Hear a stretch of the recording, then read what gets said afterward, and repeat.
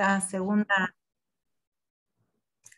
conferencia, ¿sí?, de nuestro ciclo de conferencias dirigidas a la comunidad del Colegio Alemán, ¿sí?, donde participan padres, profesores, ¿sí?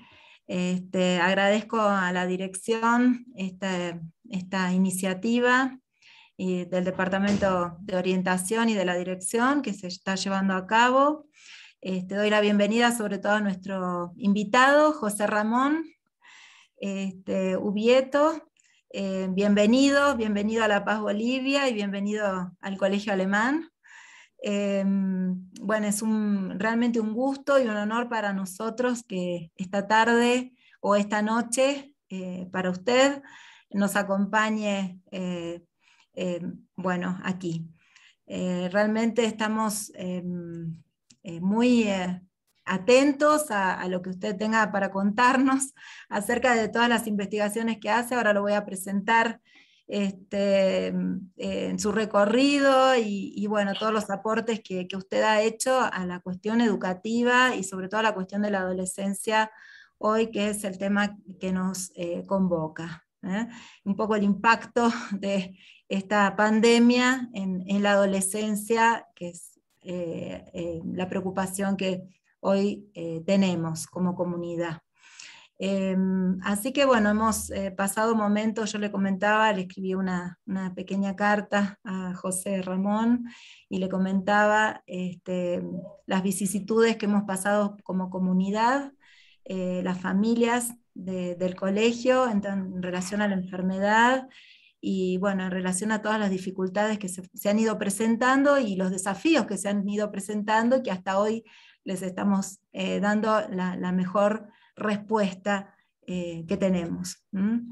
Así que bueno, bienvenido, lo voy a presentar a José Ramón Ubieto, psicólogo clínico, miembro de la Asociación Mundial de Psicoanálisis y de la Escuela Lacaniana de Psicoanálisis, profesor de la Universidad Oberta de Cataluña, con estudios en psicología y ciencias de la educación, profesor colaborador de la Universidad de Barcelona, máster de actualización en psicopatología y psicoanálisis, colaborador habitual de La Vanguardia, que es el periódico de Cataluña, y The Conversation. Ha publicado en diversas revistas nacionales e internacionales.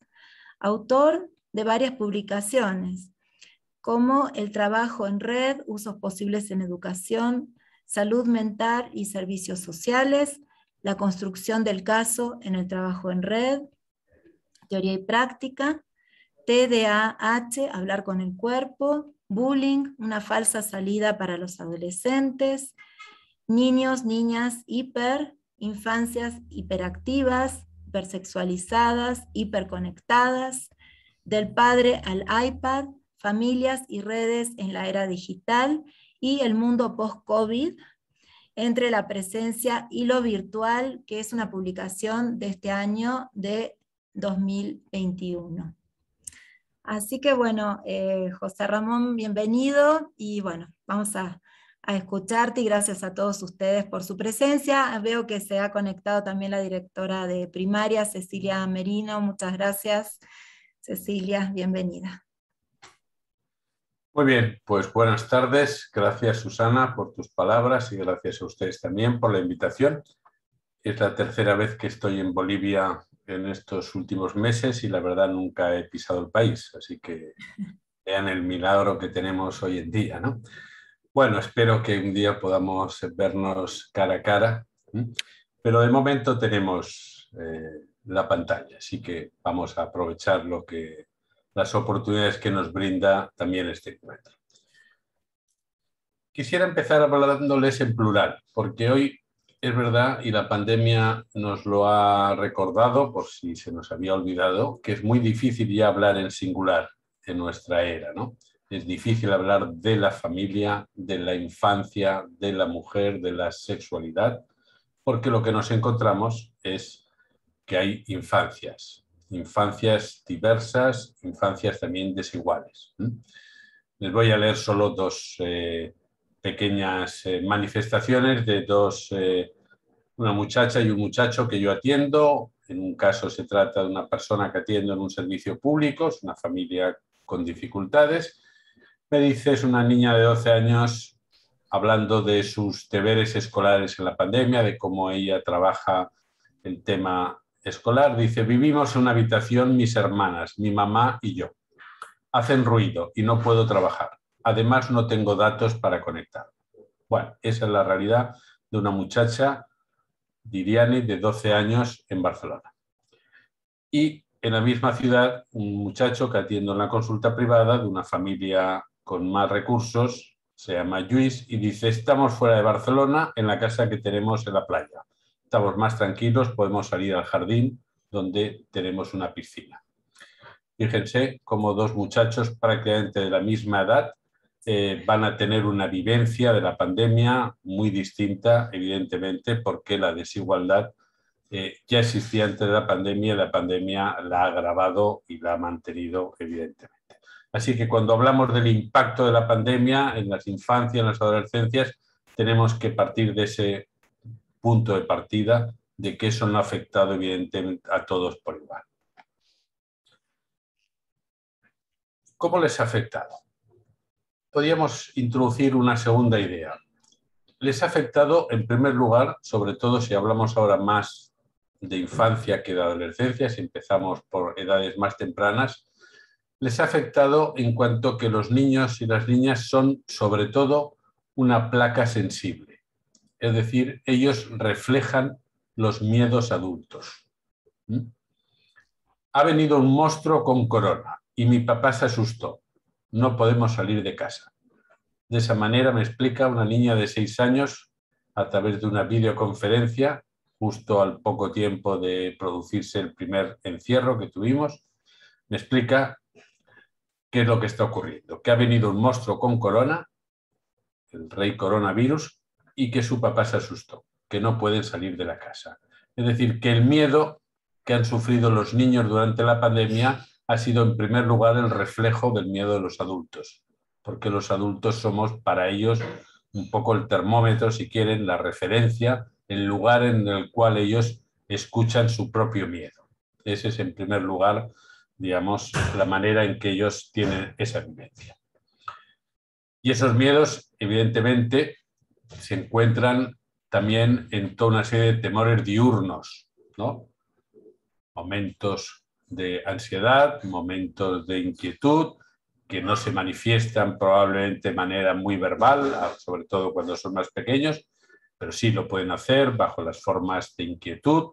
Muchos síntomas de hiperactividad no dejan de ser eso, formas de inquietud, maneras en que la angustia se traduce, se corporaliza, es decir, se manifiesta a través del cuerpo, bajo dificultades para dormir, inquietud, cambios de humor, movimiento hiperactivo, es decir, algo que desborda, esa angustia que ellos sienten desborda el propio cuerpo y se manifiesta de diferentes maneras, ¿no?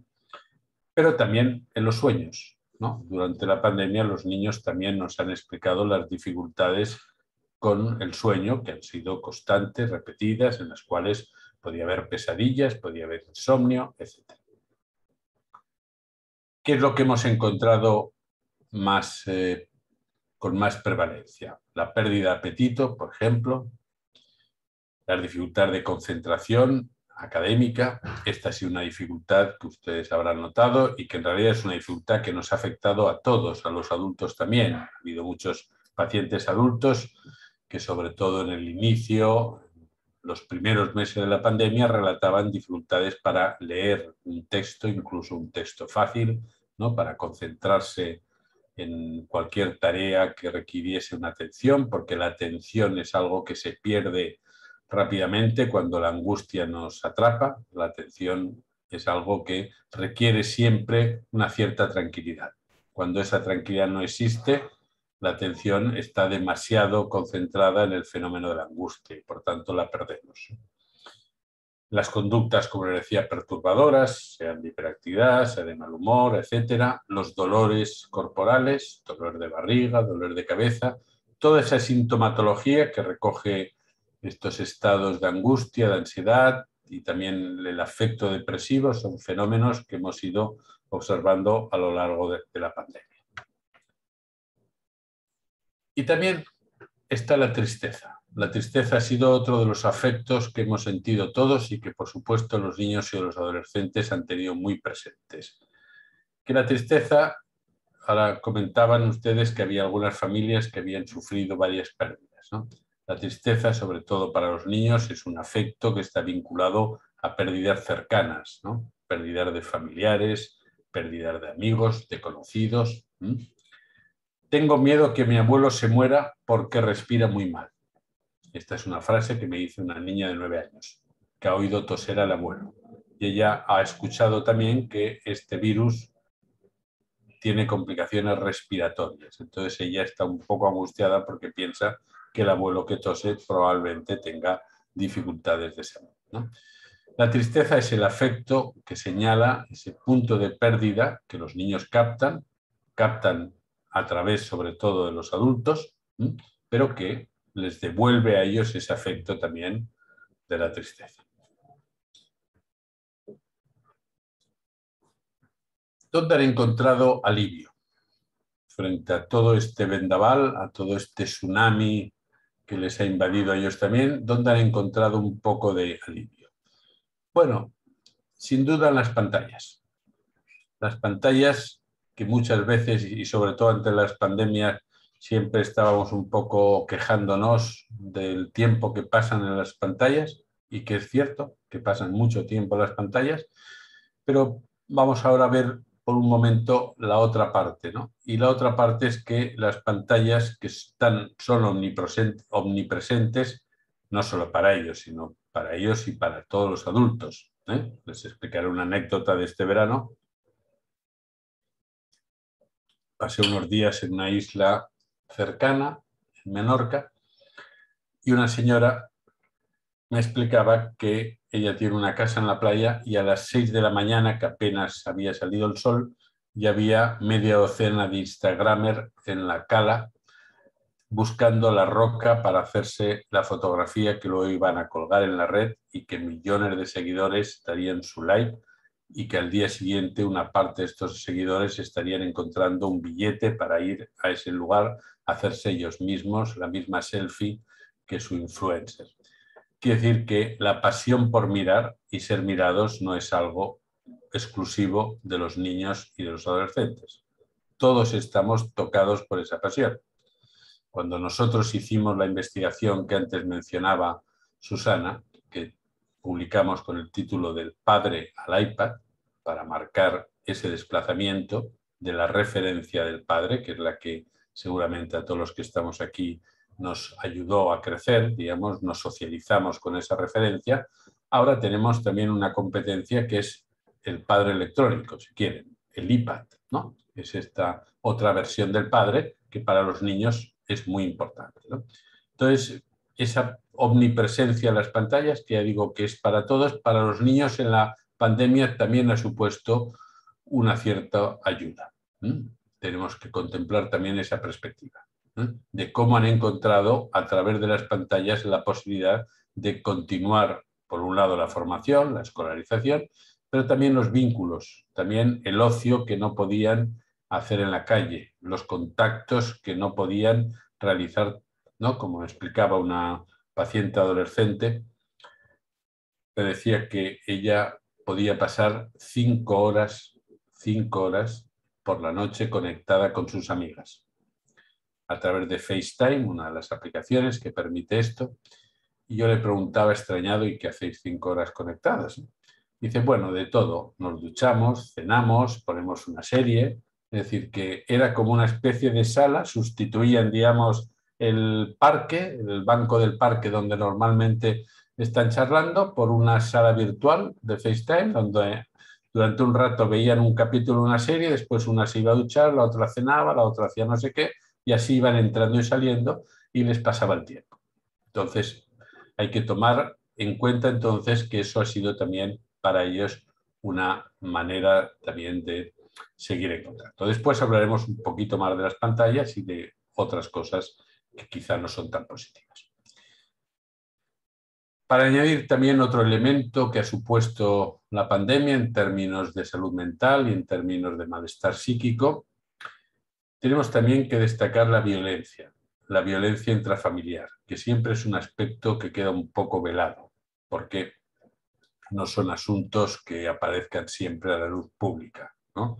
Todos los expertos en criminología conocen lo que se llama la cifra negra, que es esa cifra oculta de todos los delitos que tienen que ver con la violencia, que pasan siempre, digamos, offshore, ¿no? Pasan un poco como las empresas, los paraísos fiscales, ¿no? Pasan un poco de lado. La violencia intrafamiliar ha aumentado, no solo la violencia machista, también la violencia hacia los hijos y también en algunos casos la violencia de los hijos hacia los padres, ¿no? Y de esa violencia familiar los niños suelen ser testigos, ¿no?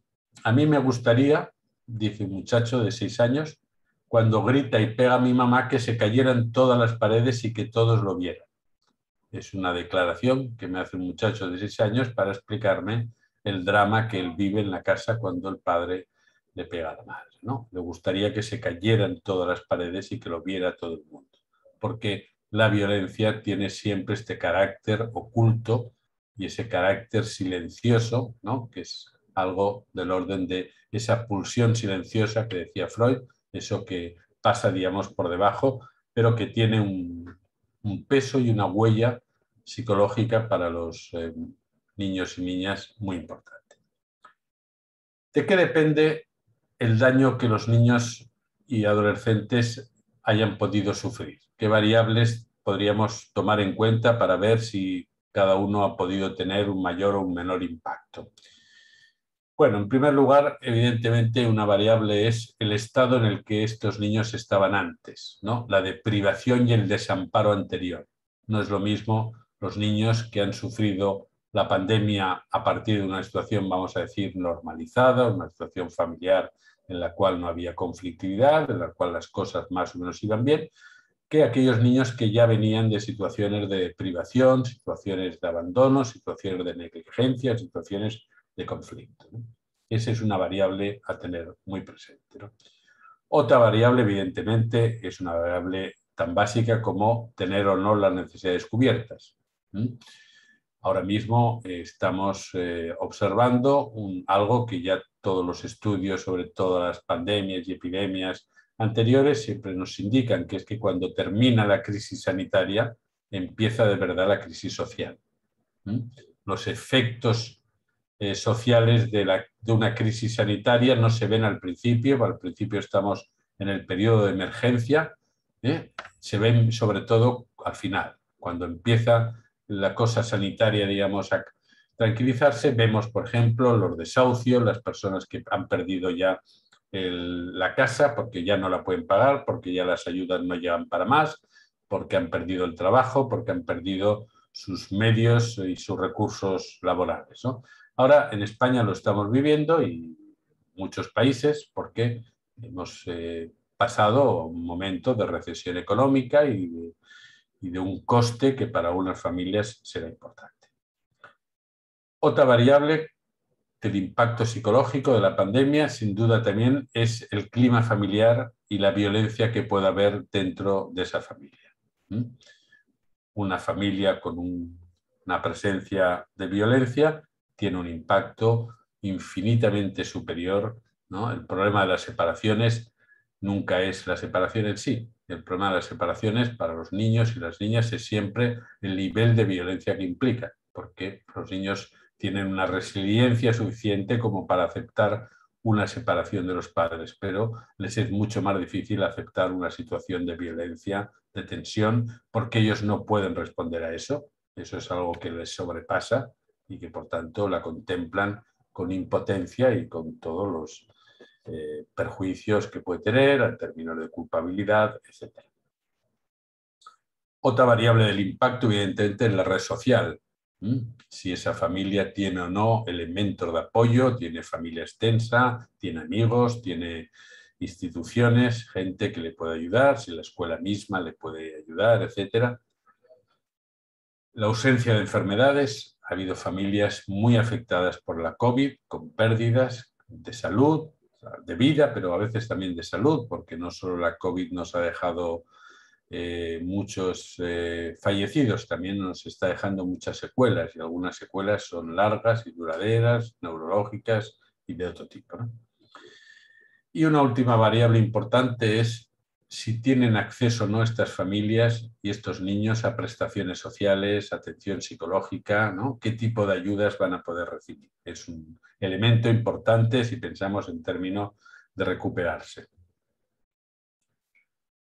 Vamos ahora a centrar la ventaja. No tenemos mucho tiempo para hablar del tema, pero tenemos la ventaja de que todos ustedes fueron adolescentes. No sé si lo recuerdan, pero se lo puedo asegurar que lo fueron, ¿eh? Es un dato, es una evidencia empírica. Por tanto, ya tienen, digamos, algo aprendido, ¿no? El asunto es que olvidamos rápidamente esa época de nuestra vida, que no queremos recordar, ¿no? Pero si recuerdan un poquito cómo les fue, se darán cuenta de eso que decía Freud. Freud tenía una metáfora muy oscura y muy clara para explicarlo. Decía un adolescente es alguien que está en medio de un túnel oscuro, y tiene que cavar dos salidas al mismo tiempo. Tiene que encontrar dos soluciones al mismo tiempo, ¿no? Por un lado, tiene que hacerse mayor, hacerse adulto, es decir, responder a todo eso que queremos que responda. Que apruebe, que sea un buen estudiante, que encuentre trabajo, que forme una familia, que sea un ciudadano. Todo eso que los padres y las madres esperamos, ese es uno de los desafíos que tiene, evidentemente. Pero tiene otro, ese otro y un cuerpo que no deja de darle señales continuamente. Es un cuerpo que le pide siempre satisfacción. No solo satisfacción sexual, que por supuesto también, porque es algo nuevo en su vida, la satisfacción sexual de la manera en que se aborda en la adolescencia, pero también satisfacción en todos los sentidos. Quiere probar las cosas, quiere probar el alcohol, quiere probar algunas drogas, quiere probar algunos deportes de riesgo, quiere probarse a sí mismo, quiere verificarse él mismo y ella misma si van a dar la talla como adultos. Y fíjense que este amo, podríamos decir que es un poco más exigente que nosotros mismos, porque nosotros mismos, para los adolescentes, tenemos la ventaja de que dormimos. Desaparecemos durante unas horas de su vida. Dejamos de mirarlos, dejamos de hablarles y ellos se alivian un poco con eso. Pero el cuerpo nunca deja de hablarles. El cuerpo siempre les pide. Es algo muy insistente. Incluso a veces les pide y no les deja dormir. El trastorno del sueño es cada vez mayor en los adolescentes y en la pandemia lo hemos visto todavía más. Los adolescentes cada día les cuesta más dormir porque cada día les cuesta más desconectar también de esas exigencias. Así que piensen que la adolescencia básicamente es eso, es cómo sales del túnel por los dos lados, ¿no? Cómo te haces, digamos, un adulto y te haces cargo de tu vida y de tus cosas y cómo te las apañas con ese cuerpo. Y fíjense todos los esfuerzos que hacen los adolescentes para apañárselas con el cuerpo. Lo tatúan, lo musculan, lo intoxican, lo adelgazan, lo engordan, lo mueven, lo saltan, se pelean. Todo eso que hacen con el cuerpo, todas esas actividades, son actividades para tratar de disciplinarlo un poco. El gimnasio, el deporte, para tratar de hacerse con el cuerpo, con esa cosa extraña. Porque los niños, fíjense que los niños muchas veces ni se enteran que tienen un cuerpo, salvo cuando se rompen la cabeza saltando por el trampolín. Digamos, si no pasa eso, normalmente ellos ni saben que tienen un cuerpo, eso es una cosa de la que ya se ocupa su mamá o su papá, pero los adolescentes sí saben que tienen un cuerpo, se lo miran muchas veces no les gusta, porque sobra o falta siempre algo. El cuerpo está muy presente para ellos, así que tienen que arreglárselas con ese cuerpo. Por eso decía Víctor Hugo que en la adolescencia, la pubertad es una delicada transición. Es delicada porque no es algo fácil. Siempre la pubertad nos da complicaciones. Siempre provoca, digamos, líos, ¿no? Como dice un paciente mío, me explicaba hoy que este verano había tenido muchos líos. Básicamente eran poca cosa, pero digamos, líos con el cuerpo, líos amorosos, líos de borracheras, etc. ¿Por qué es complicado? Porque cuando abordan el desafío, el reto de salir por estas dos puertas de salida, siempre surge el miedo al fracaso. En la adolescencia se hace muy presente el miedo a no dar la talla, ¿no?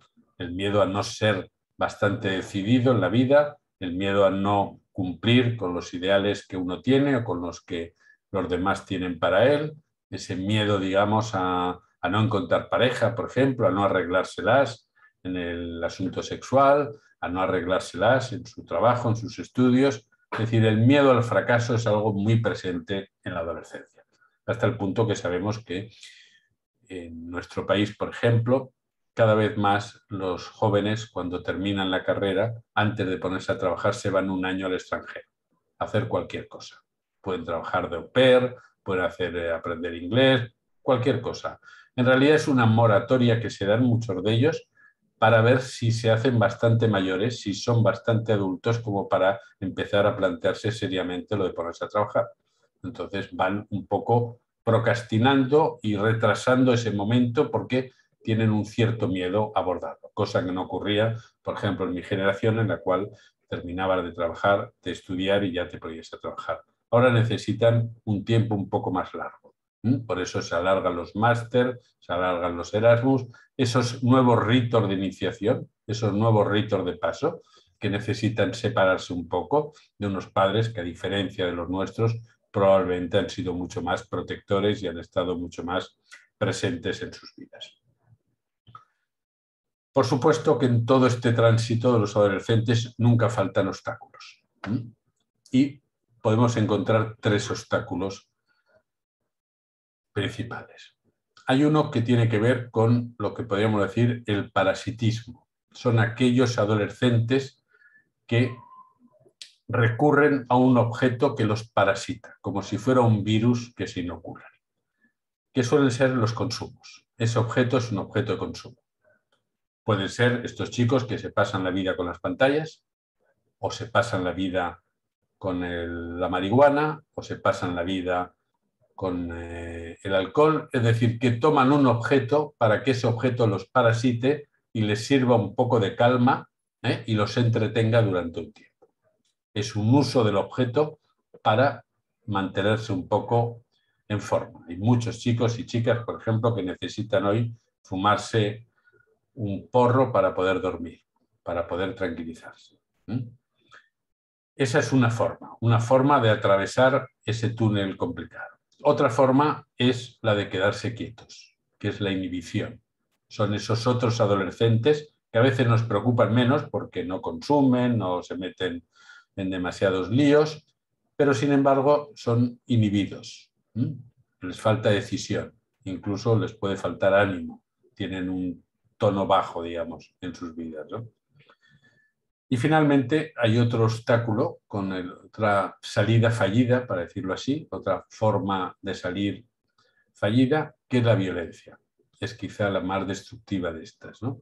Es cuando ese odio de sí mismo, esa imagen que les vuelve del espejo y que no les gusta, porque siempre hay algo que te vuelve del espejo que no te gusta, esa imagen de ti mismo que no te gusta, puede transformarse en violencia. En violencia hacia otros, pero también en violencia hacia sí mismos. Por ejemplo, los suicidios han aumentado en un 200% desde que empezó la pandemia. Las consultas por autolesiones, por ejemplo, han aumentado de una manera explosiva. Son formas de violencia, de autoviolencia. Quiere decir que son salidas fallidas, son maneras a veces de tratar la angustia que nos atraviesa, ¿no? Se cortan para poner un límite a esa angustia. Siempre es una salida fallida, porque ese corte les lleva a otra angustia y es un bucle que no termina, ¿no? Pero esas 3 formas, los consumos, la violencia y la inhibición, son formas, obstáculos que encontramos en la adolescencia y que responden a esa dificultad que tiene. Junto a eso, podemos ahora volver a la solución, las pantallas, a esa segunda vida, a esa otra escena en la que viven y en la que pasan alrededor entre 5 y 7 horas diarias. En diferentes pantallas. El móvil en primer lugar, pero también la tablet, también a veces videojuegos, consolas, etc.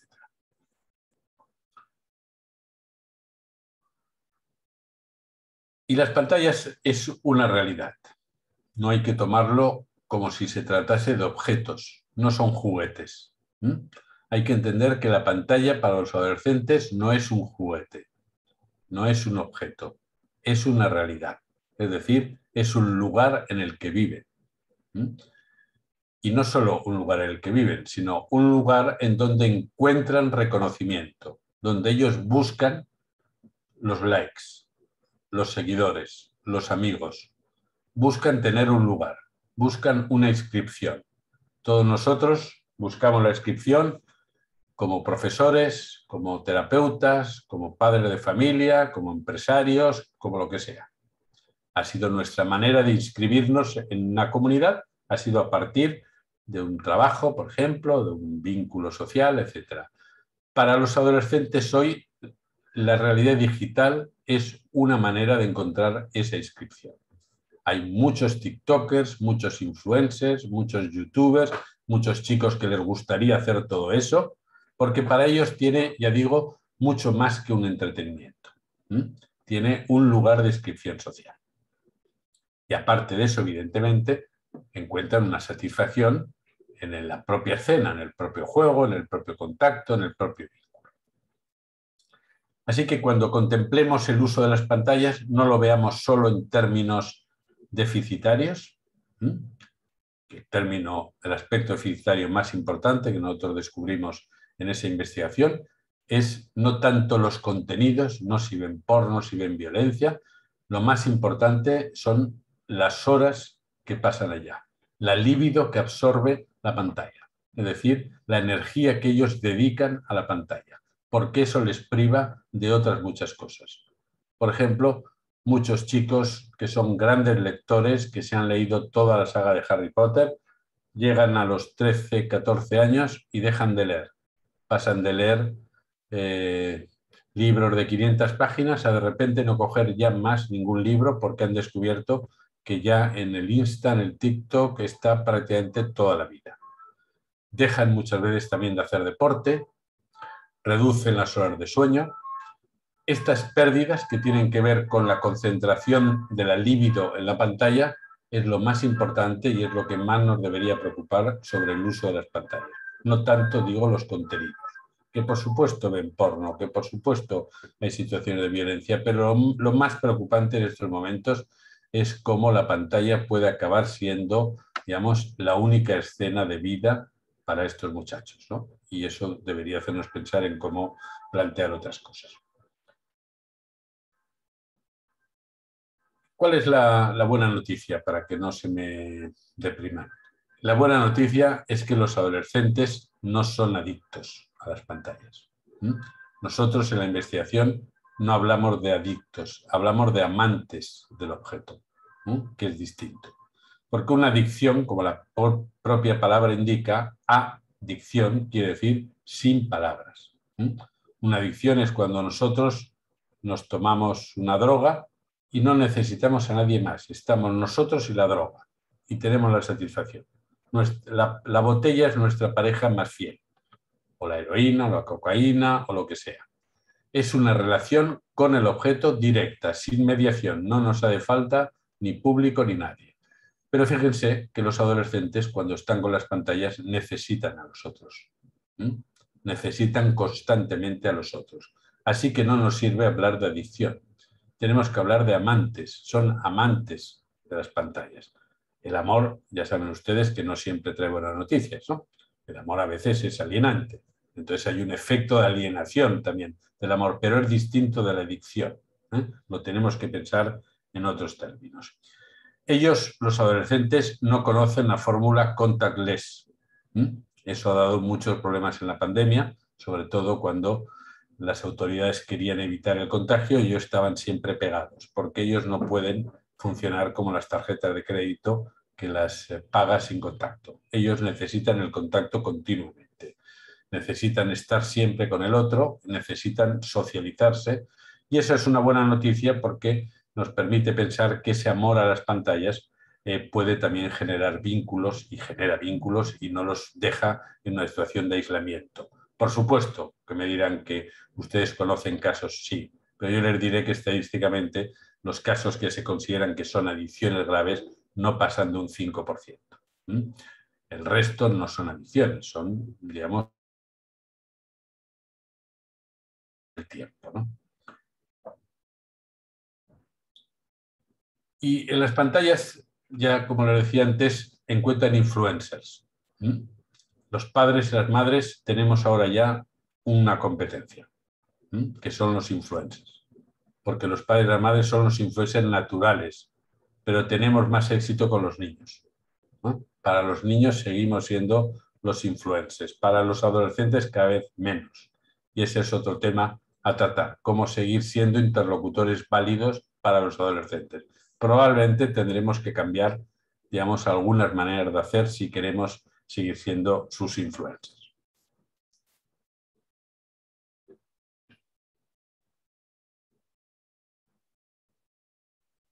Bien, les digo algunas ideas entonces para abordar un poco estas dificultades y luego podemos pasar ya al debate. Piensen que la pandemia la hemos vivido todos en un punto solos. El cierre nos ha dejado en una cierta soledad, aunque por supuesto ha habido vínculos y ha habido pantallas, pero ha habido también momentos de soledad. Y es importante que una parte de esas vivencias de la pandemia, de la manera en que cada uno ha vivido esa pandemia, es importante que todo eso pueda también de alguna manera compartirse.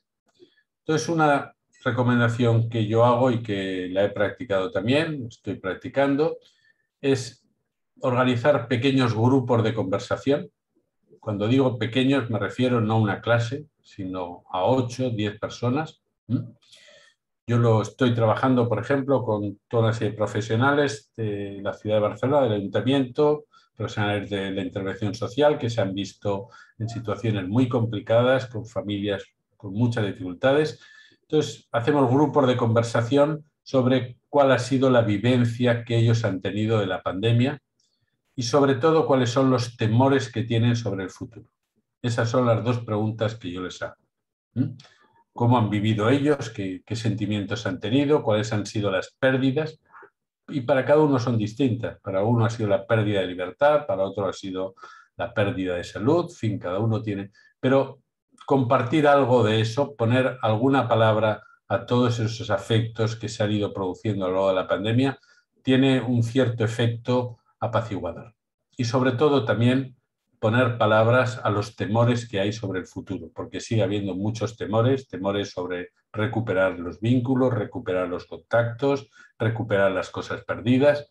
Bueno, esa es una indicación que a nivel escolar les sugiero, que puedan hacer algún grupo que les ayude, digamos, a poner palabras a esto.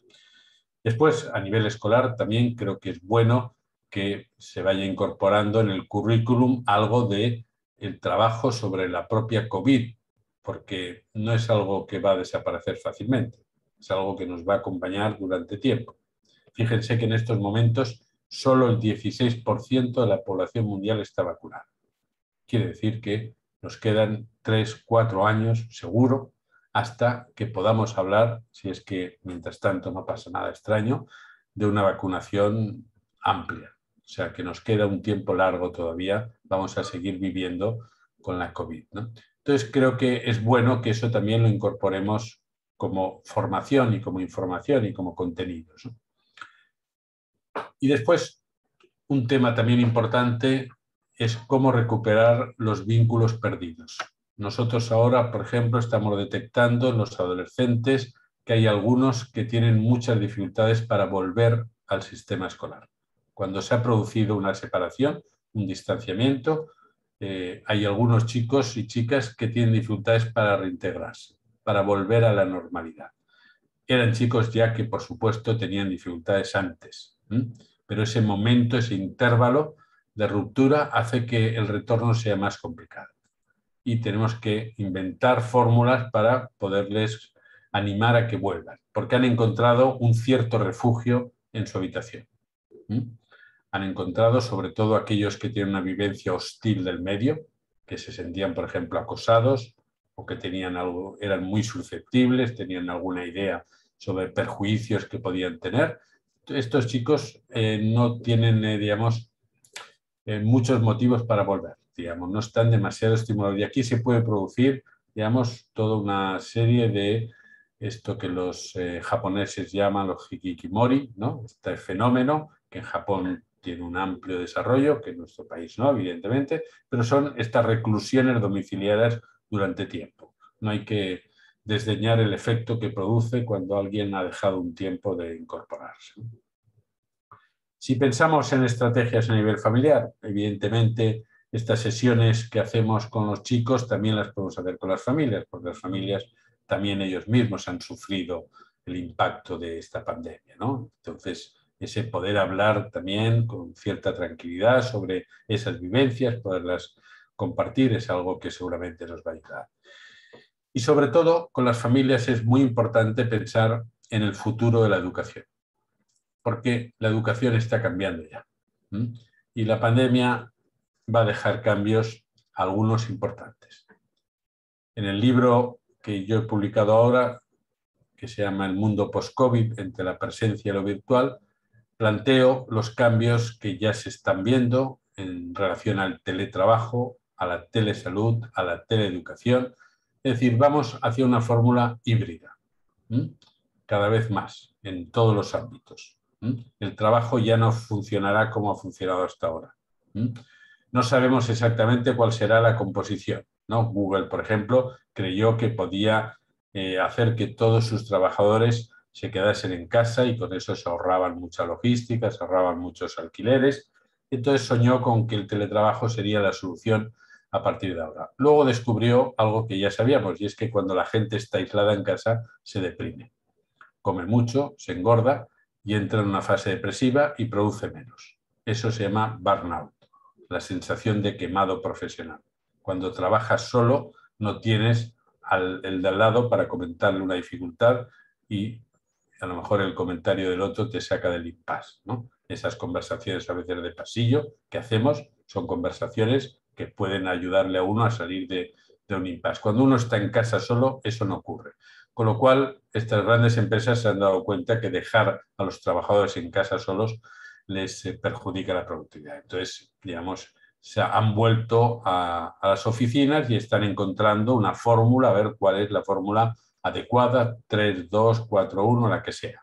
Pero esto también está afectando la educación. La educación universitaria, por ejemplo, en España prácticamente está siendo online y no sabemos durante cuánto tiempo más será online. También en algunas fases de la educación secundaria lo es. Y veremos si eso afecta a la educación primaria. Sería un desastre, porque la educación primaria necesita el cuerpo como un elemento pedagógico irrenunciable. Necesita el cara a cara, necesita la presencialidad. Pero sabemos que ya hay experiencias, por ejemplo, en Estados Unidos, yo hablo de alguna, en el cual se apuesta claramente por una educación online. Creo que esto es algo que nos conviene también ir trabajando con las familias para ir viendo estas nuevas fórmulas híbridas, cómo las familias, digamos, también pueden participar y también pueden ellos mismos, ¿no?, expresar sus dificultades. No es fácil conciliar a veces la vida familiar, laboral, con la atención a los niños, etcétera, ¿no? Y, por supuesto, cuando salimos de una pandemia hay que recuperar las actividades colectivas. Son muy importantes, aunque las hagamos con medidas, pero es muy importante recuperar el hábito de la tribu. Es muy importante recuperar ese efecto de lo colectivo, porque decía Freud que los humanos somos autoeróticos por definición, es decir, que si nos dejan solos nos acaba gustando la soledad.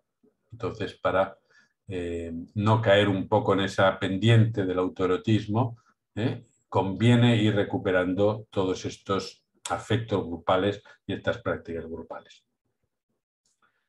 Si nos fijamos ya en soluciones más puntuales, más individuales, bueno, tenemos que ver, tanto por parte de la escuela como por parte de las familias, qué casos son aquellos que suscitan una mayor preocupación, que requieren una mayor atención, y en eso tenemos que tener siempre cuidado con el criterio de que en la adolescencia lo espectacular no es siempre lo grave.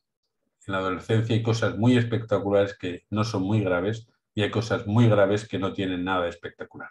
Hay chicos muy discretos que acaban dando muchos problemas.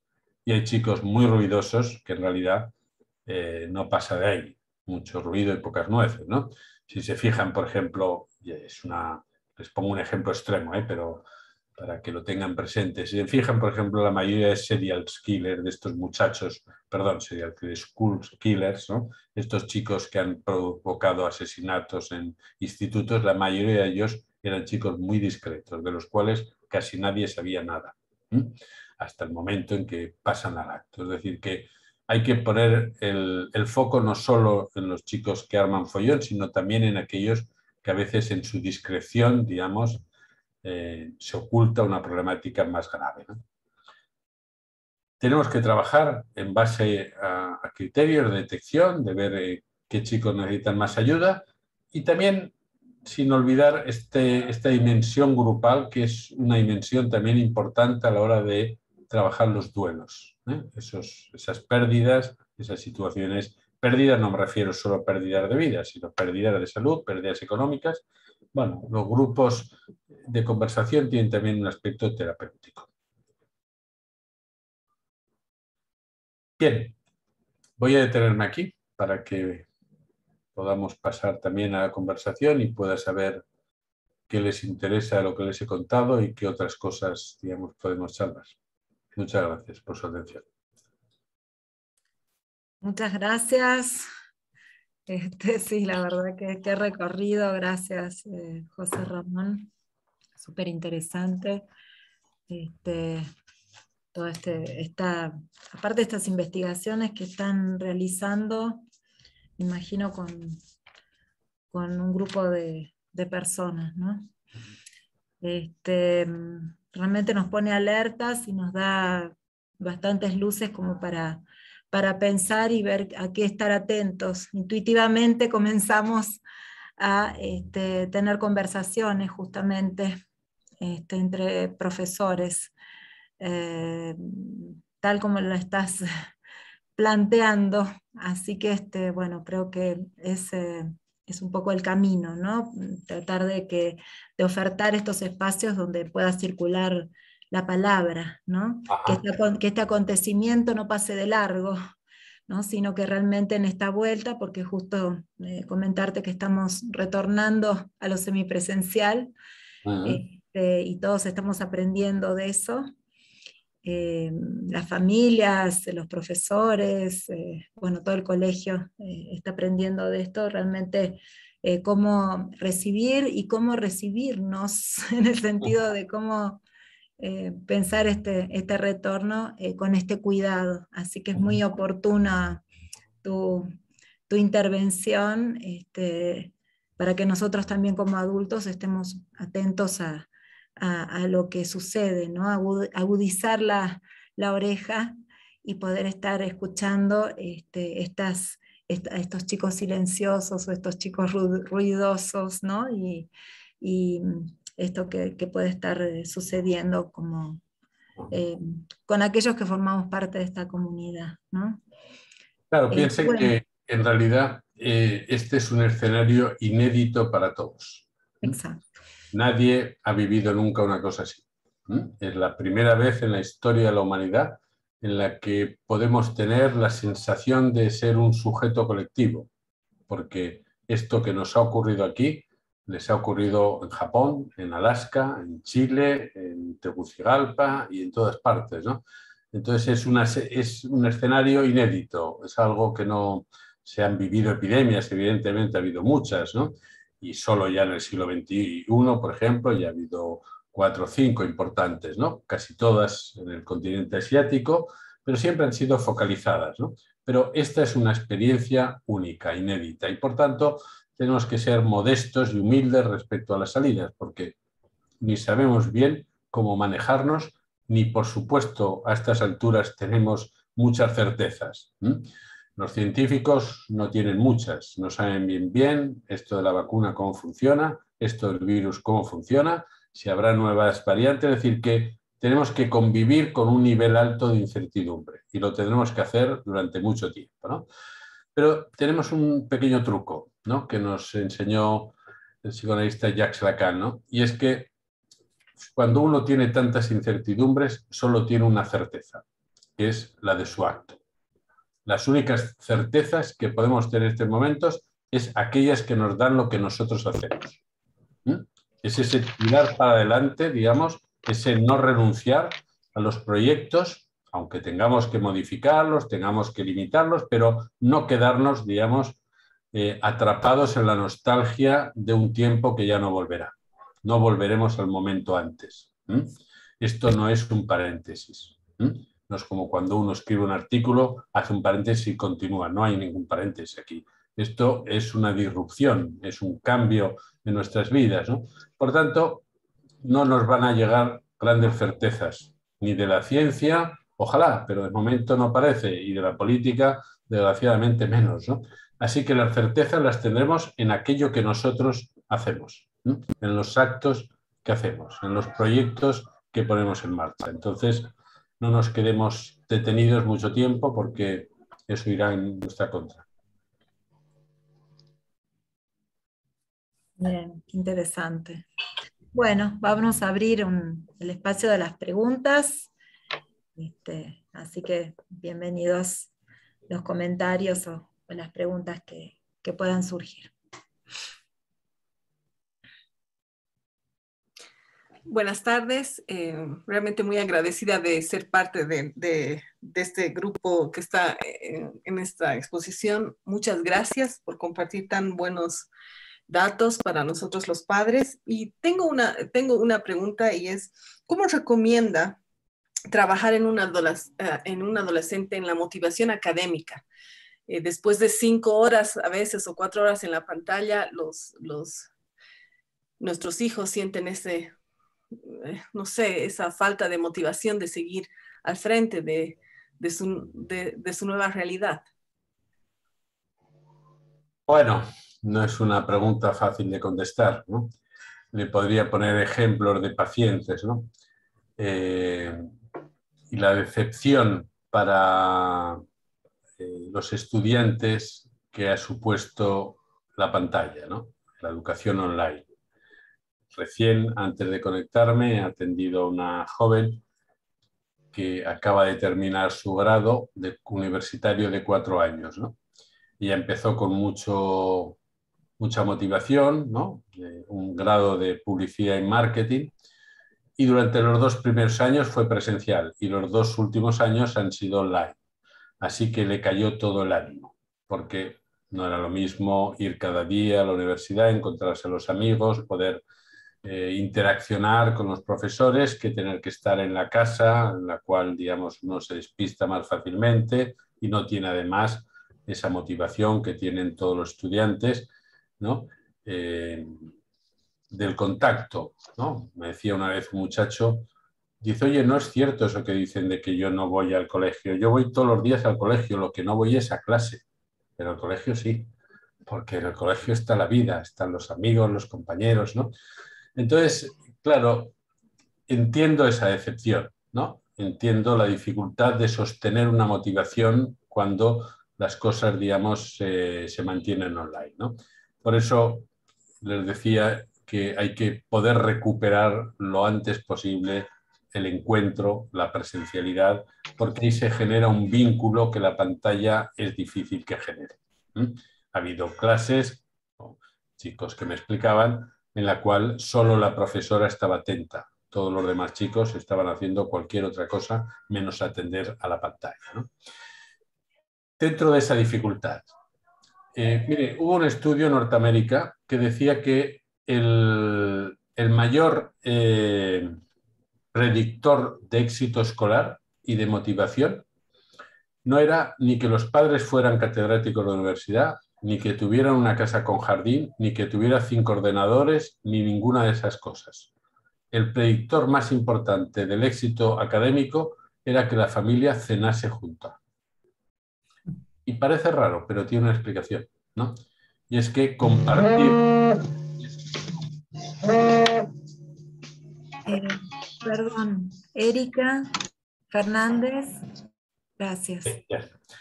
Compartir ese momento importante de la cena o de la comida, ayuda al éxito académico. Y me lo explicaba otro muchacho, ¿no? Dice, bueno, yo siempre tengo problemas porque siempre encuentro un profesor que me tiene manía.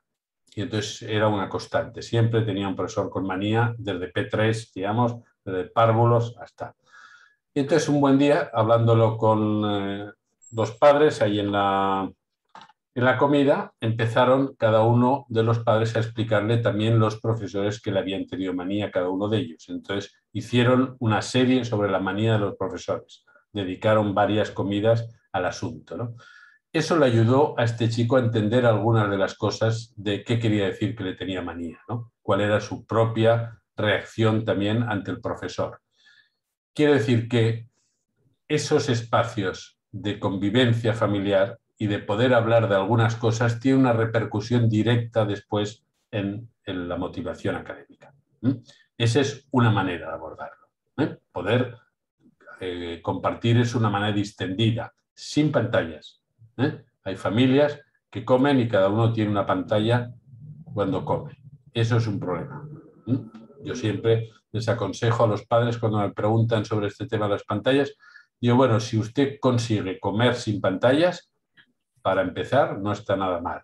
Ya será un primer avance, ¿eh? Luego ya hablaremos de a qué hora se acuesta su hijo, pero primero intente, digamos, comer con su hijo sin pantallas. Será un gran avance, porque la comida ayuda a la conversación.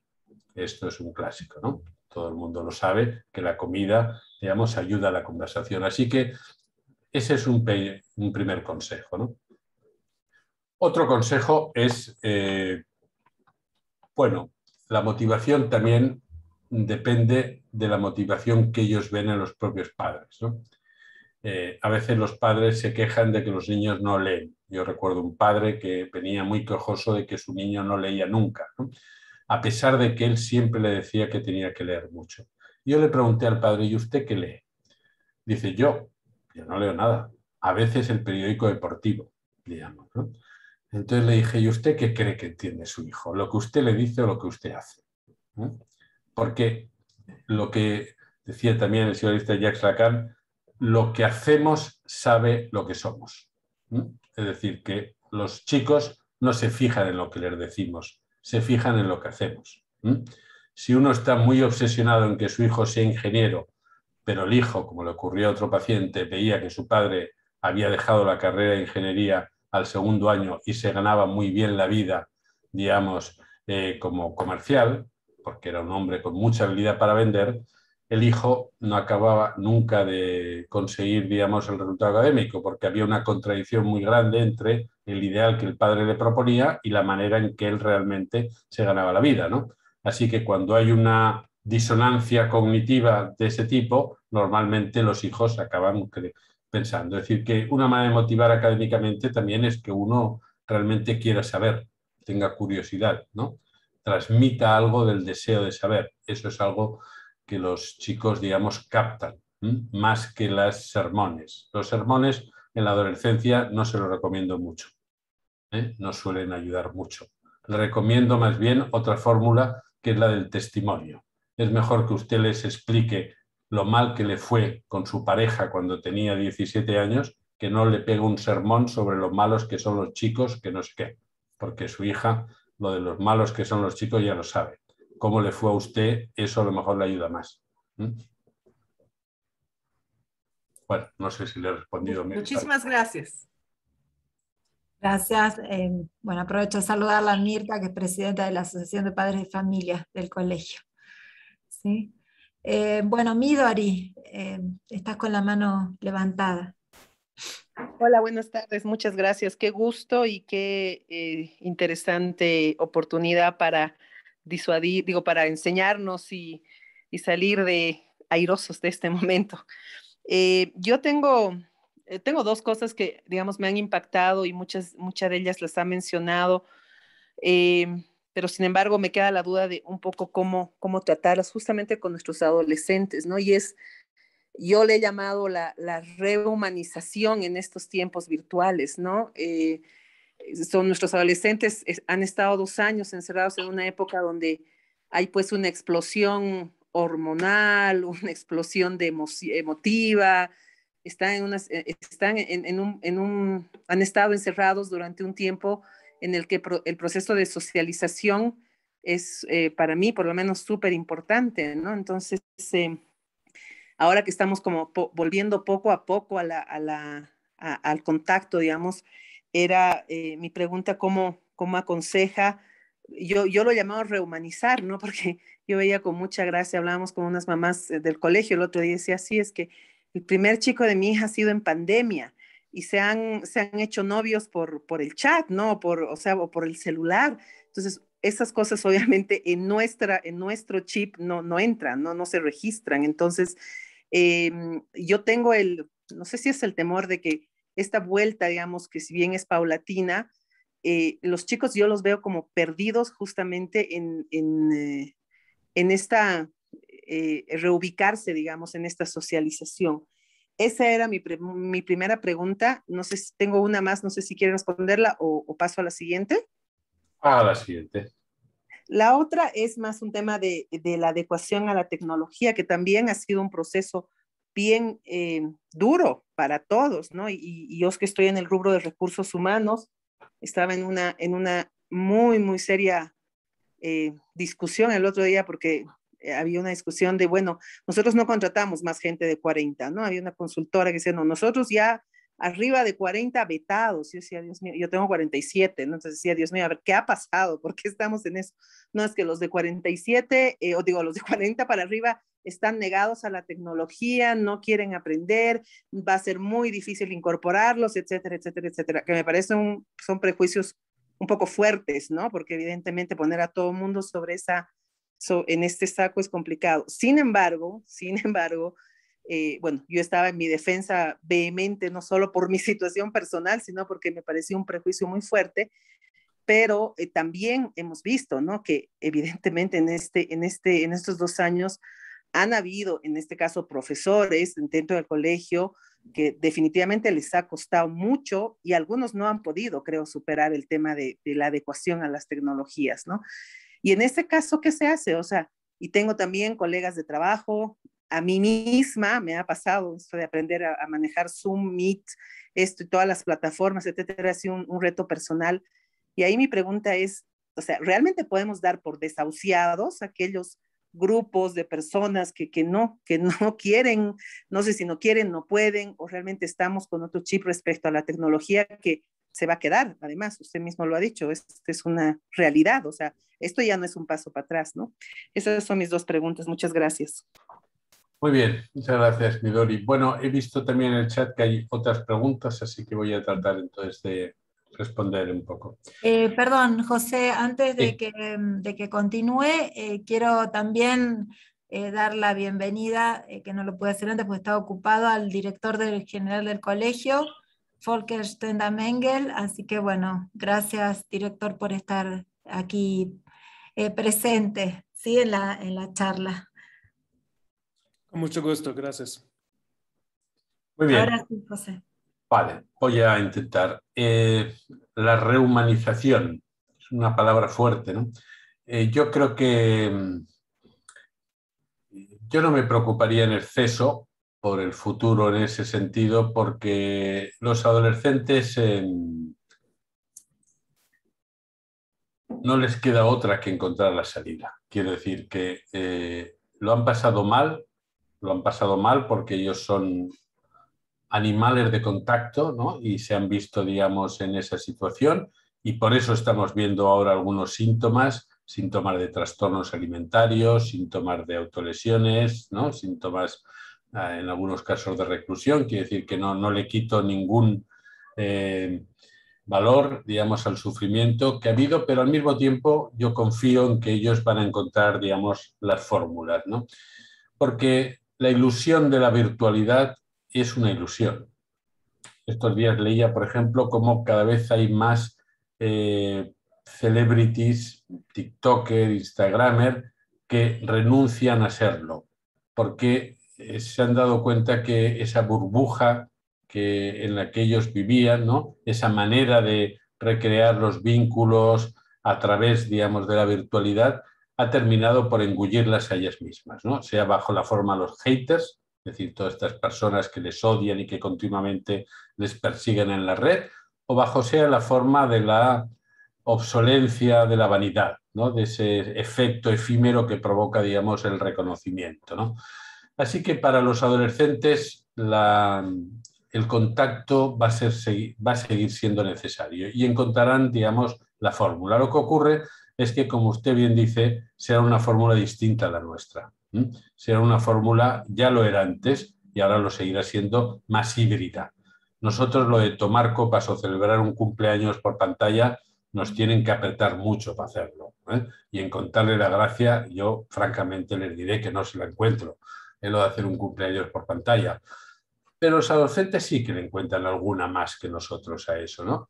Entonces, bueno, no tenemos que, digamos, ponernos muy nostálgicos con eso, ¿no? Si le encuentran la gracia porque es su manera de hacerlo así, bueno, vamos a dejarles, ¿no? La cosa es, sobre todo lo que debemos estar atentos, es que no pierdan, digamos, la oportunidad de conocer las otras formas de vida. Esto es lo importante.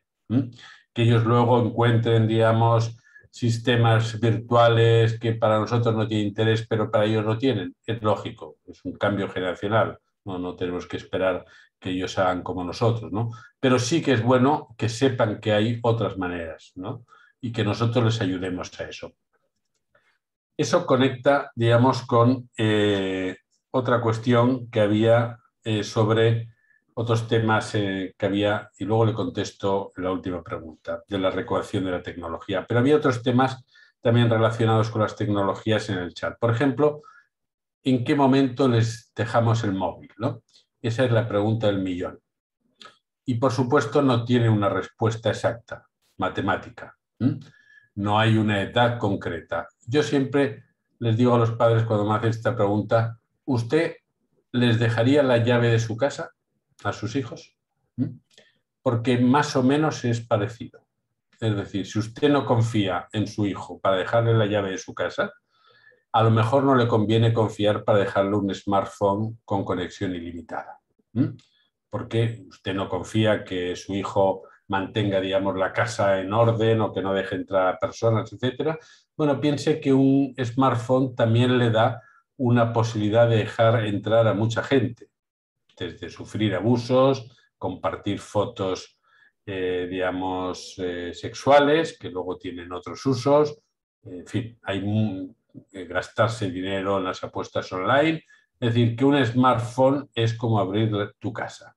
Así que la edad en la que uno le debe dejar el smartphone tiene que ver también con el nivel de madurez que uno, digamos, le supone al hijo, ¿no? Hay muchachos con 11 años que son capaces, digamos, de hacerse cargo de algunas cosas y hay otros con 13 que difícilmente lo consiguen, ¿no? Entonces yo creo que más que darles una edad, estadísticamente, si me preguntan cuál es la estadística, bueno, pues la estadística va bajando cada año a velocidades infinitas, ¿no? Es decir, si empezó a los 14 o 15, cuando terminaban ya la primera parte de la secundaria, después fue bajando a los 12, en España a los 12 es cuando se pasa de primaria a secundaria, entonces es la edad en la que habitualmente se les da el smartphone, pero también les diré que hay chicos de 8 años que lo tienen ya. Es decir que, bueno, eso va variando. En todo caso, piensen eso, piensen en el nivel de responsabilidad. Y luego también piensen que darle un smartphone no es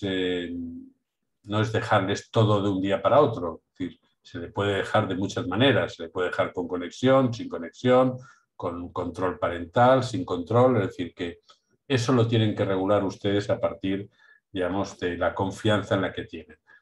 Ahora, también les digo una cosa. La mejor app de control parental son ustedes. Eso no lo tenga ninguna duda. Hay muchas apps de control parental. Algunas de pago, otras privadas. Pero el mejor control parental es cuando alguien sabe qué le pasa a su hijo. Es la mejor manera. Cuando alguien está atento a lo que le pasa a su hijo.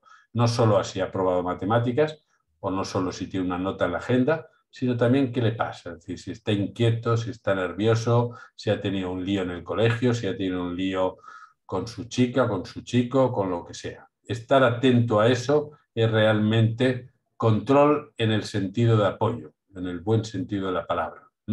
Porque el otro control, si ustedes piensan que lo que tienen que hacer es tener un buen sistema de control, casi les diría yo de vigilancia, les aseguro que cuando ustedes llegan, como se dice en España, ellos ya se han ido.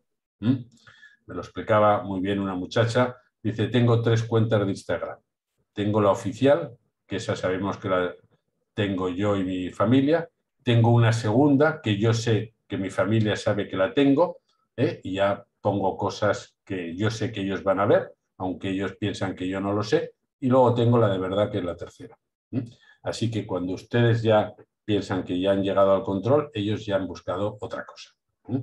Entonces, hay un control mejor que es ese, es el de estar cerca de tus hijos y estar un poco, digamos, saber qué les ocurre, ¿no? ¿Cómo se vuelve a la lectura? Bueno, ese es un tema que personalmente me preocupa, porque estoy viendo que está, digamos, bajando mucho la lectura, pero ya no solo los chicos, está bajando la lectura, digamos, también a los adultos, ¿no? Y sobre todo estamos pasando de la lectura del papel a la lectura en pantalla, que son 2 asuntos muy distintos. La lectura en pantalla es una lectura, y hay estudios sobre eso, sobre el nivel de comprensión lectora, es una lectura muy en diagonal, es una lectura muy superficial. Por un hecho tan simple como que si yo cojo este libro, por ejemplo, pesa, lo tengo que aguantar. Si lo tengo que aguantar, ya me focalizo mi atención por el peso del libro, ¿no? Tengo que atender, digamos. En cambio, si estoy mirando la pantalla, puedo hacer 4 o 5 cosas al mismo tiempo.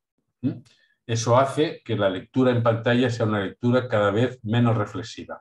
Pero también es verdad que en general el peso del saber en nuestra sociedad es un saber cada vez más devaluado. Si ustedes leen los periódicos, las noticias, ¿cuáles son las noticias más leídas en las ediciones digitales de los periódicos? Señor en Cochabamba que recibe un cocodrilo por la mañana cuando va a comprar el periódico. O celebrity que se ha bebido 20 cervezas antes de desayunar. Es decir, estas son las noticias más leídas en una edición digital de un periódico, ¿no? Quiere decir que no pongamos solo el énfasis en los muchachos, ¿no? Veamos también un poco el contexto cultural en el que estamos todos, ¿no? En cualquier caso, la manera de recuperar la lectura es ponerles algunas condiciones en el uso de las pantallas, que tengan que ver no con que no las usen, que eso está fuera de, digamos, de sentido, sino que reserven un tiempo para otras cosas. Y, por ejemplo, animarles a la lectura en papel, aunque sea poco tiempo, pero que eso vaya haciendo un efecto de hábito. Ayudarles también a la buena lectura, porque los chicos también les gusta leer cosas interesantes, entonces hay que saber también encontrar las cosas interesantes, ¿no? Y sobre todo no olviden lo que les decía antes, los influencers más importantes también son ustedes. Si ustedes les ven que leen, ellos se curiosean por ver lo que leen ustedes, ¿no? Si ustedes no les ven nunca y les ven todo el día con el smartphone, va a ser más complicado que ellos vuelvan a la lectura, ¿no? ¿Cómo implementar? Preguntan también los grupos de conversación, ¿no? En la escuela, tal. Bueno, yo les sugiero que hagan siempre pruebas experimentales, que no traten de hacer una cosa ya muy dirigida y muy directa, sino que empiecen poco a poco, que hagan una pequeña prueba, ¿no? Que elijan, por ejemplo, a un grupo y experimenten un poquito con ese grupo, cómo eso funciona, cómo ustedes mismos se encuentran con eso. Son grupos poco directivos, no son charlas, evidentemente, ¿eh? Se trata de hacerles hablar, de causar, digamos, un poquito el deseo de hablar, ¿no? De que se sientan un poco cómodos explicando esas vivencias, ¿no? De que puedan conectar también con las vivencias de las otras personas, ¿no? Que puedan darse cuenta de lo que significa para cada uno, digamos, una experiencia, porque es una experiencia en el sentido de que no sabemos el final de todo eso, ¿no? Es algo que hemos atravesado sin garantías, ¿no? Respecto a la caducidad, la obsolencia programada de los mayores de 40 años, ¿no? Que preguntaba Midori. Bueno, ese es un... Yo que he trabajado también con personas paradas de larga duración y me he encontrado con ese fenómeno, ¿no? De que a partir de una cierta edad uno ya en el mercado tiene poco valor, ¿no? Y cada vez esa edad, digamos, es más temprana, ¿no? Primero eran los 60, luego pasaron a los 50 y ahora ya hay sitios que a partir de los 40 se considera que uno ya no está, ¿no? La tecnología va a ocupar una parte importante de nuestras vidas, cada vez lo va a hacer más, pero eso está generando también una cosa que yo comento en el libro, que es una brecha digital que ya existía y que no solo es la brecha digital que conocemos a nivel de la escolaridad. Esta brecha que hace, como lo explicaba al principio, que algunos tengan conexión y tengan todos los medios para seguir una clase mientras otros no lo tengan, sino que hay una brecha digital cada vez mayor que hace que algunas personas tengan cada vez más dificultades para acceder a muchas cosas. Por ejemplo, a las prestaciones sociales. Por ejemplo, a puestos de trabajo, ¿no? Porque esa digitalización de la vida es también va creando una brecha entre aquellos que pueden moverse bien en ese ámbito y los que no. Eso es algo que evidentemente tiene una parte inevitable, en el sentido de que esa era digital, el Fórum de Davos de este año, tiene como título, bueno, tuvo ya como título, la COVID, digamos, el reseteo del sistema, algo así, no recuerdo el título, lo pueden buscar, el reseteo del sistema, es decir, que la digitalización, la informatización, la robotización y la automatización son procedimientos que están al orden del día y que van a ir desarrollándose. No podemos ponernos, digamos, de espaldas por completo a eso. Lo que sí que podemos hacer es tratar de encontrar fórmulas híbridas y yo les propongo una. Piensen que la presencia es muy importante, pero es muy importante que la presencia sea una presencia atenta. Tenemos que dar un nuevo valor a la presencia. Nadie en estos momentos, en España, por ejemplo, aceptaría ir a una visita médica y esperar 45 minutos una sala de espera para que el médico le lea los resultados de una analítica. Es lo que hacíamos antes de la pandemia.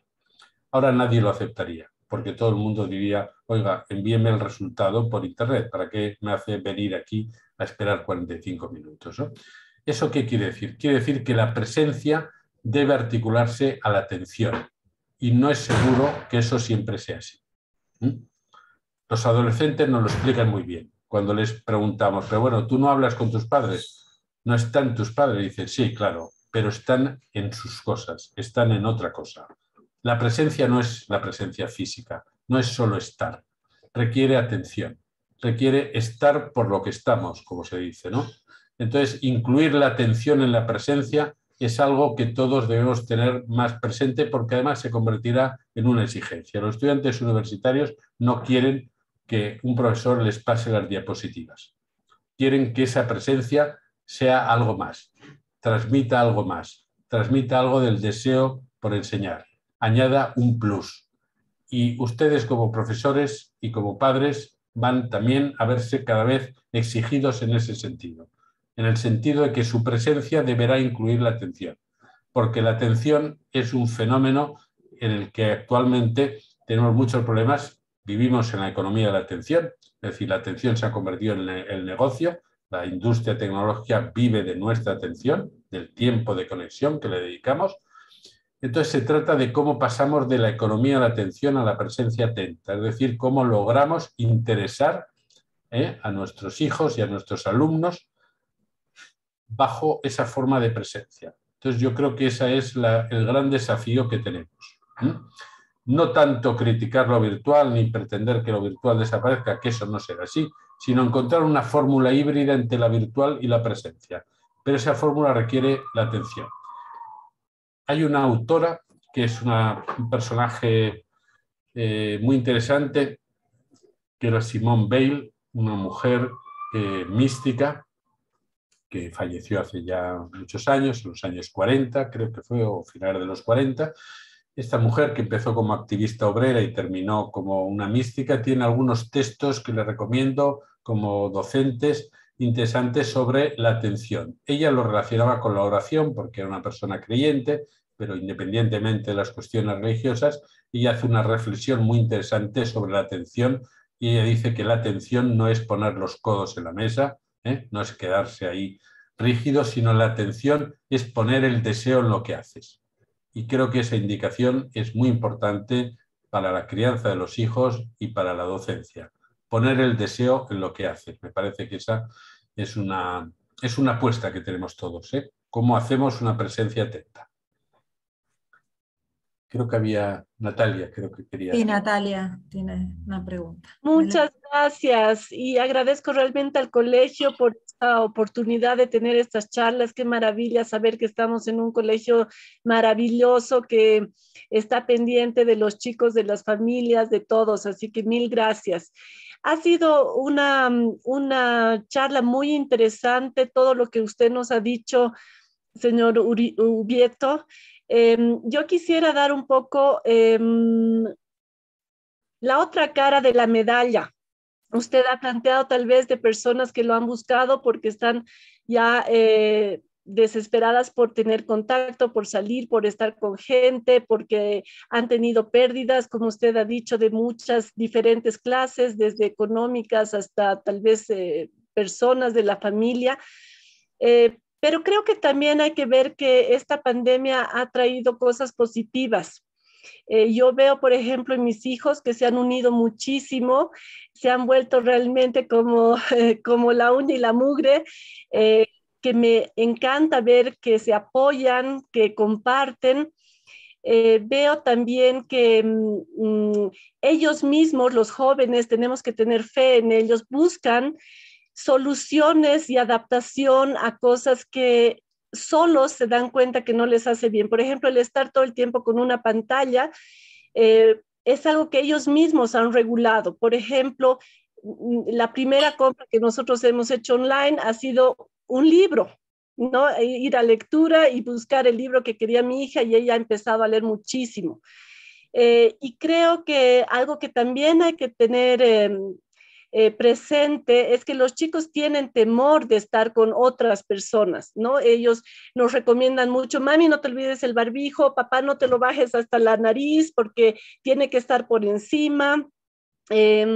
Entonces, creo que esto de decir tienen ya que estar en contacto y todo tiene que ser muy respetuoso, ¿no? En un tiempo que ellos se sientan cómodos, tranquilos, porque tienen este temor que se ha ido incrementando obviamente por la cuarentena, la pandemia, el conocimiento de cuántas personas conocidas se han ido. Entonces creo que es el otro lado de la medalla, ¿no? Que ellos mismos no están mucho queriendo tener contacto. Sí, sí, le agradezco, Natalia, que incluya usted esos matices, ¿no? Claro, hay tantas adolescencias que caben todos, ¿no? Caben los que tienen, digamos, como usted dice, miedo al contagio, caben los que salen corriendo sin mirar. Eso es la vida, la diversidad de la vida, ¿no? Y por supuesto que ellos buscan soluciones, claro, como nosotros también, ¿no? Como adolescentes tenemos siempre que confiar en las invenciones, no basarnos en los déficits. Los déficits existen y hay que conocerlos. Pero para salir adelante uno se tiene que apoyar en la invención, se tiene que apoyar en aquello, digamos, que le permite salir adelante, ¿no? No tengo tiempo para ponerles algunos ejemplos sobre eso, pero yo he trabajado mucho en este paradigma, pasar del déficit a la invención, ¿no? Apoyarnos en lo que ellos son capaces de inventar, porque ellos hacen un tratamiento de sus malestares, ¿no? Ellos buscan la salida del túnel. A veces les cuesta encontrarla y por eso hay que ayudarles, pero ellos son los que quieren salir. Todos los niños quieren hacerse mayores, todos.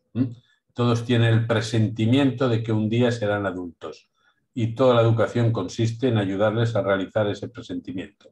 A veces nos cuesta creer esto porque los vemos tan parasitados y tan conformados a veces, ¿no? En una posición infantil que cuesta, pero eso es así. Respecto a la tecnología, quiero volver a insistir en esto. La tecnología, lo digital, es una oportunidad para nosotros y es una alianza. No estamos en contra de la tecnología. Tenemos que saber hacer un buen uso de la tecnología. No tiene ningún sentido oponerse. Y un buen uso implica, por ejemplo, porque alguien preguntaba en el chat sobre eso, si nosotros nos tenemos que interesar por el WhatsApp, el TikTok y tal. Por supuesto, no hace falta que se hagan TikTokers, no hace falta que cuelguen, digamos, cosas allá. Pero sí que es bueno que ustedes sepan qué es eso.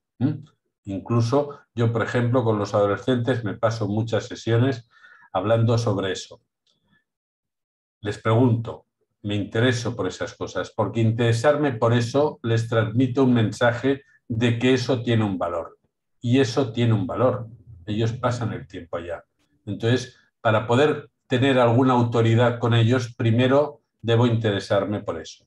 Para poderles decir, oye, yo creo que aparte del TikTok, quizá también podrías hacer no sé qué. Para que eso tenga un eco, para que ellos lo escuchen, ese no al TikTok, primero yo les tengo que dar un sí al TikTok. El no se escucha cuando uno les dio un sí primero. Así que hacer un buen uso es también que los adultos nos tomemos un poco en serio eso. Ya digo que no les invito a que cuelguen nada, simplemente a que se tomen, que sean curiosos con eso, con esas novedades. Lo decía Hannah Arendt, la filósofa, ¿no? Decía, toda generación trae una novedad y los que estamos antes debemos acoger esa novedad para que esa generación pueda seguir adelante. Alguien preguntaba también qué ocurre con las redes antes de dormir. Bueno, yo creo que ustedes tienen que tratar, no les digo que lo vayan a conseguir, pero lo intenten por lo menos, tienen que intentar, digamos, preservar algunos espacios libres de lo digital. Por ejemplo, las comidas. Por ejemplo, los momentos antes de dormir. Es importante.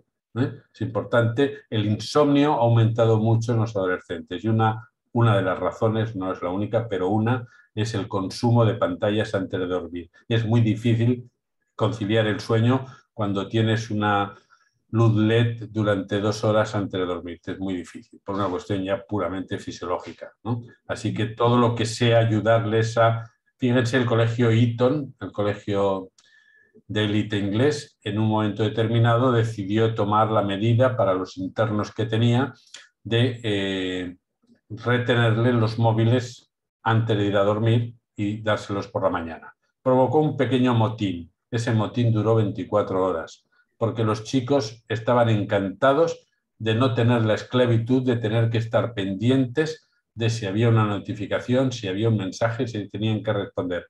En realidad es una esclavitud. Cuando uno los libera de esa esclavitud, quedan aliviados.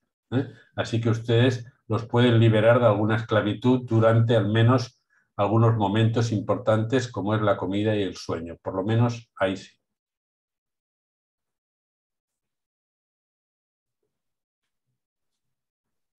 Bueno, me están haciendo sudar por el bochorno que tenemos en la ciudad, que es el bochorno de septiembre en Barcelona, no se lo aconsejo. Así que bueno, no sé si hay alguna cuestión más que quieran comentar.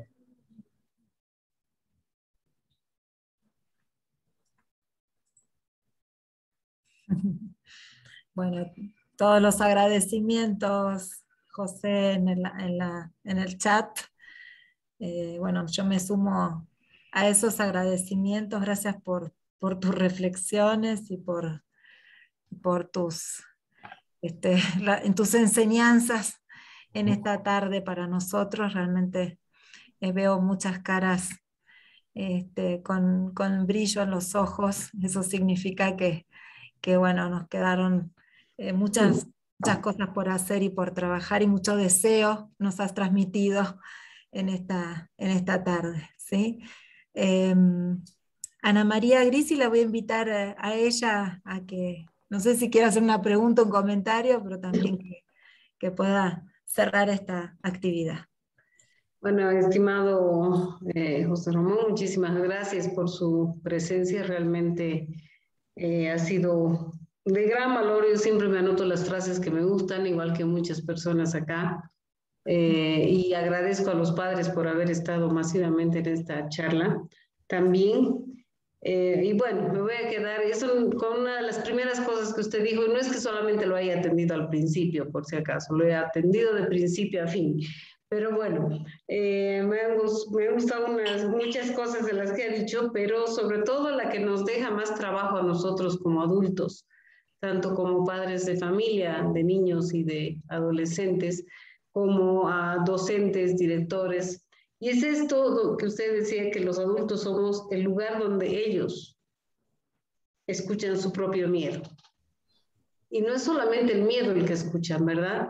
Son todas nuestras alegrías también, son todos nuestros deseos, igual que usted mencionaba el tema de la lectura también, etcétera. Entonces el trabajo es realmente grande, sobre todo para nosotros. Eso no quiere decir que en el caso de los adolescentes ellos no tengan que hacer ningún trabajo.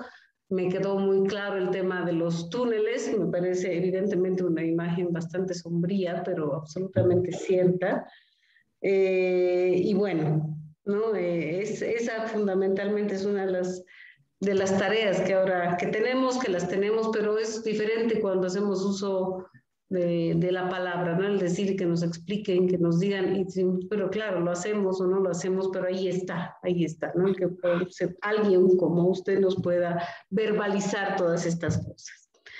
Y bueno, una cosa en la que me quedo también, bueno, es una frase pequeña, muy española, que me encantó, que es el monstruo con corona, ¿verdad? Que es esta cosa que nos ha llegado a todos y evidentemente es el monstruo con corona, ¿no? Y bueno, agradecerle muchísimo por su presencia, creo que ha sido un éxito rotundo para todos nuestros padres de familia. Susi, Departamento de Orientación, todos los padres de familia, les quedo muchísimo, muy agradecida. Y ojalá, José, usted pueda venir presencialmente alguna vez. Queda cordialmente invitado a venir primero al Colegio Alemán, por favor, de la ciudad de La Paz. Gracias. Pues muchas gracias por su atención. Para mí también ha sido un placer estar con ustedes, aunque sea de esta manera. Espero estar presencial. Y bueno, para los padres más jóvenes les voy a dar una receta. Mire, la imperfección en los padres es siempre una ventaja. Así que relájense. Piensen que sus padres, la imperfección de sus padres es lo que les permite a ustedes mejorar. Yo soy muy hiperactivo y soy muy rápido. Mi padre tenía una cojera. Para mí siempre fue un estímulo, porque además él siempre decía, los he visto más rápidos. Así que digamos que su imperfección me ha dado a mí muchas alas. Para las chicas, la imperfección de los padres es una gran suerte, porque les prepara para el mundo real. O sea que si ustedes hay algo que no hacen bien, no se preocupen demasiado, porque ya los hijos sabrán mejorarlo. No traten de ser perfectos. Eso, la perfección de los padres es siempre lo peor. Siempre lleva a situaciones, lo sabemos en la clínica, muy complicadas. Así que bueno, hagan lo que tengan que hacer, pero piensen eso, relájense. Los muchachos ya sabrán encontrar las soluciones y vivimos en un mundo en el que yo a veces escucho demasiados ideales puestos sobre los padres y demasiadas losas que tienen que cargar, ¿no?, sobre todo lo que tienen que hacer en la vida. Bueno, hagan lo que puedan, y a partir de ahí ya dejarán la herencia para los que vienen. Muchas gracias y buenas noches. Hablando de hacer lo que se puede, quiero agradecer especialmente al Departamento de Sistemas, ¿sí?, que con toda la magia que está haciendo para las clases semipresenciales, hizo magia también para esta ocasión para que tengamos este evento. Así que les agradezco mucho, ¿sí? A la dirección también, a los profes y a los padres que están presentes, y a vos, José, que estás llegando desde tan lejos, y estás tan cerca. Así que bueno, gracias a todos por su presencia. Muchísimas gracias a todos. Gracias. Gracias, muchas gracias a todos. excelente. Gracias, Susana. Muchas gracias.